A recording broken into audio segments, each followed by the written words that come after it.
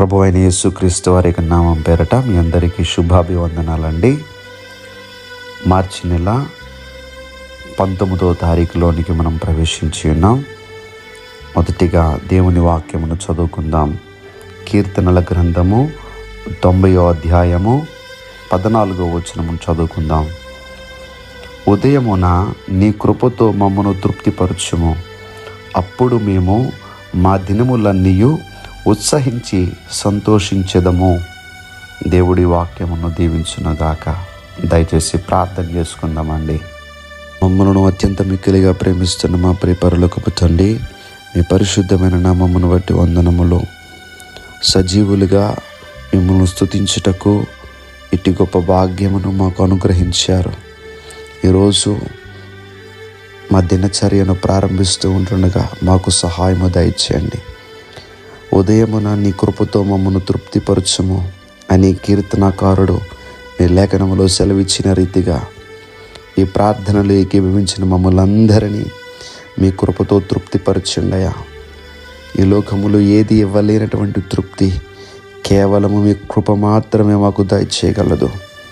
అప్పుడు మేము ఉత్సహించి సంతోషించగలము. కనుక మీ కృపతో ఈ ఉదయకాల సమయమున మమ్మల్ని తృప్తిపరచమని మిమ్మల్ని వేడుకుంటూ ఉన్నాం.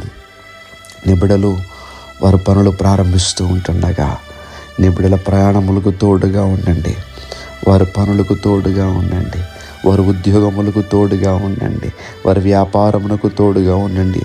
విదేశంలో ఉన్నటువంటి బిడ్డలు తండ్రి కష్టపడి పని చేస్తూ ఉంటుండగా వారికి ఓపికను, బలమును, ఆరోగ్యాన్ని దయచేసి ఎవరి శరీరములో నీరసము, బలహీనత ఉన్నదో వాటి నుంచి విడిపించి చక్కటి ఆరోగ్యములు వారికి దయచేయండి.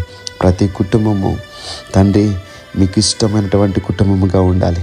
ప్రభా, కుటుంబంలో ఎవరికి రక్షణ లేదో జక్కి ఇంటి వారందరికీ రక్షణ ఇచ్చినట్టుగా ప్రభా, ప్రతి కుటుంబము ఎవరైతే ప్రభువా నా భర్తను మార్చు, నా బిడ్డలను మార్చు అని మీ దగ్గర మొర్రపెట్టుకుంటున్నారో అట్టి వారందరికీ మీ కృపచేత రక్షణ ప్రభ మీరు అనుగ్రహించండి.